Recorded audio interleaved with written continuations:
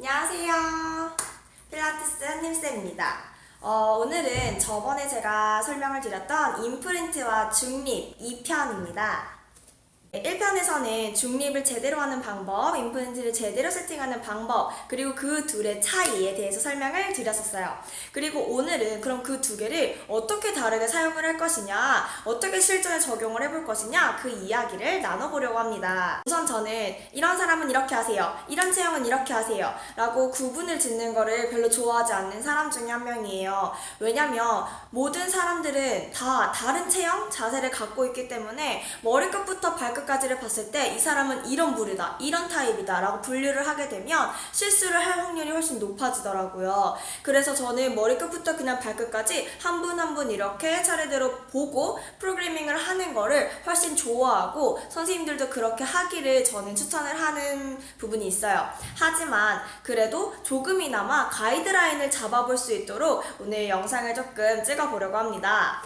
그래서 지금 제가 말씀드리는 게 완전히 정답이다, 꼭 이렇게 따르세요 라고 생각을 하시기보다는 그냥 이러이러하게 구분을 해볼 수가 있겠구나, 내가 한번 적용을 해봐야지, 그리고 나서 선생님들이 내가 적용을 했을 때는 이렇게 하는 게 훨씬 더 좋았네 라는 걸 따로 생각을 해보셨으면 좋겠어요.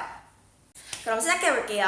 자, 첫 번째, 중립과 임프린트를 사용하는 기준 중에 하나를 꼽는 게 이제 초보자와 중급자 이렇게 나누시더라고요. 틀린 말은 아니에요. 저도 그렇게 적용을 하고 있어요. 자, 그러면은 왜 그 기준이 나왔는가를 한번 얘기를 해보도록 하겠습니다. 자, 중립 상태에서는 저희 스파인 모양이 완전히 S자를 유지를 한다고 했어요.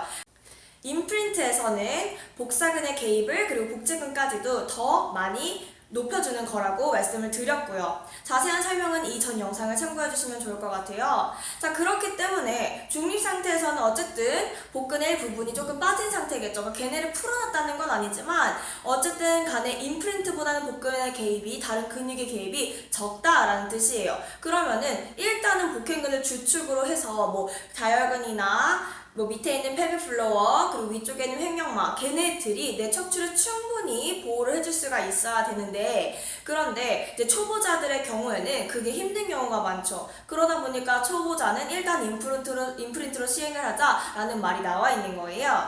그러면은 중급자라고 하더라도 그렇게 중립 상태에서의 근육 개입만을 이용을 했을 때에는 충분히 내가 척추를 지지해주지 못하는 경우에면 그 분들도 당연히 임프린트로 시행을 하시면 되겠죠. 그래서 중립하고 임프린트는 초보자, 중급자의 개념이 아니라 내가 척추를 지지하고 보호하는 데 있어서 얼만큼의 컨트롤 능력이 되는가에 따라서 구분을 해주시는 게 첫 번째입니다. 두 번째, CKC, OKC, 열린 사슬, 닫힌 사슬 운동의 구분으로도 할 수가 있어요. 그래서 주로 닫힌 사슬의 운동인 경우에는 중립으로 하셔도 안전한 경우가 많습니다. 그래서 이럴 때는 중립으로 하는 경우가 훨씬 많고, 그리고 열린 사슬의 경우에는 아까 처음에 말씀드렸듯이 충분히 지지가 가능하시고 서포트가 가능하신 분들의 경우에는 열린 사슬의 경우에도 중립으로 시행하셔도 되지만 만약에 확실하지가 않다라고 하면은 일단 임프린트로 먼저 시행을 해볼 수가 있겠죠. 그리고 이분의 능력을 본 다음에 중립으로 전환을 하셔도 무방합니다. 자, 그리고 세 번째, 체형의 차이입니다.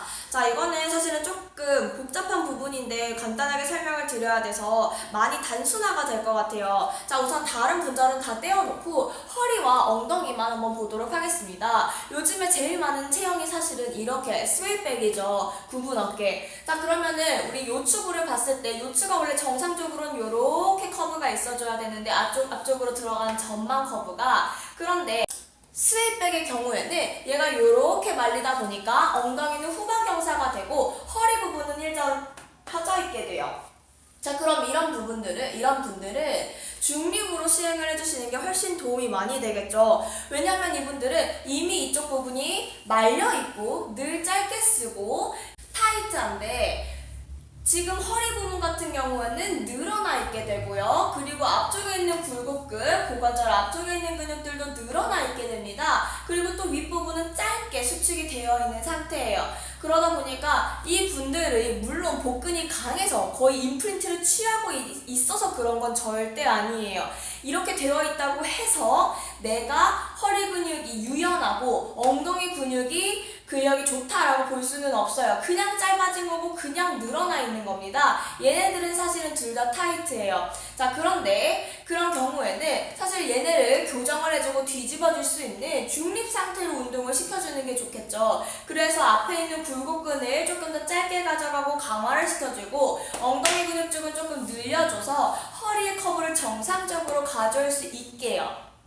자, 그럼 반대로 굉장히 이러한 자세를 가지고 있으신 분이라고 해볼게요. 그래서 엉덩이 완전히 쭉 빼고 있고 허리는 많이 꺾인 상태에서 사시는 분이에요. 이렇게 하이퍼 익스텐션이 된 경우에는 임프린트로 시행해주시는 게 훨씬 도움이 되겠죠. 왜냐면 그분은 항상 복부를 길게 늘어뜨리고 다니고 엉덩이를 위로 치켜들고 허리를 많이 판 상태로 다니다 보니까 복부의 개입을 늘려줄 수 있고 여기를 조금 더 짧게 가져갈 수 있도록 임프린트를 해주시는 게 그분한테 훨씬 더 좋은 프로그래밍이 될 거예요. 네 번째로 넘어가겠습니다. 내 목적에 따라서도 달라질 수가 있어요. 물론 앞서 말씀드린 이유에 따라서도 임프린트 중립을 결정할 수 있겠지만 오늘은 내가 하복부에 또는 복사근에 엄청난 개입을 늘려주고 싶다라고 한다면 내 목적에 따라서 임프린트로 시행을 해주셔도 되고 오늘은 내가 중립 상태에서 완벽하게 컨트롤을 하면서 사지를 움직여보고 싶다라고 한다면 그날은 중립으로 설정을 해주시면 되겠죠. 이제는 다섯 번째입니다. 디스크에 대해서도 많이 질문을 해주셨어요. 자, 그러면은 디스크일 때는 사실 저는 중립을 굉장히 선호한 편이에요. 제 디스크 재활을 필라테스로 한 사람으로서 그리고 재활을 할 때마다 다시 이제 필라테스로 제 몸을 스스로 다스리는 사람으로서 중립을 굉장히 선호를 하는 편입니다. 자, 임프린트가 위험하다라는 것은 아니지만 일단 디스크가 뒤로 밀리거나 옆으로 밀리게 되면은 저는 모든 것들을 중립에 또는 신전 상태로 최대한 가져가려고 하는 편이에요. 물론 이것도 회원들마다 당연히 다르게 적용을 해주셔야 하지만 일단 디스크 증상이 심하신 분이다 아니면 지금 현재 증상이 있다라고 한다면 저는 중립을 추천을 해드리고 싶어요. 자, 그런데 중립 상태에서 아무런 운동이 할 수 없을 정도로 복근의 힘, 다른 모든 근육들의 힘이 약하다라고 한다면 또 고민이 돼요. 그쵸? 복사근의 힘을, 개입을 높여서라도 운동을 할 수 있어야 되는데 그럼 그럴 때는 중립 상태로 세팅을 해주신 다음에 밑에다가 수건이나 패드 같은 걸 깔아주셔서 척추 모양은 중립이 돼 이 분께서 모든 복근, 다른 근육들의 개입까지 사용을 하실 수 있도록 세팅을 바꿔주시면 돼요. 자, 이렇게 해서 오늘 중립과 임프린트를 한번 구분해서 사용할 수 있는 상황에 대해서 말씀을 드렸습니다.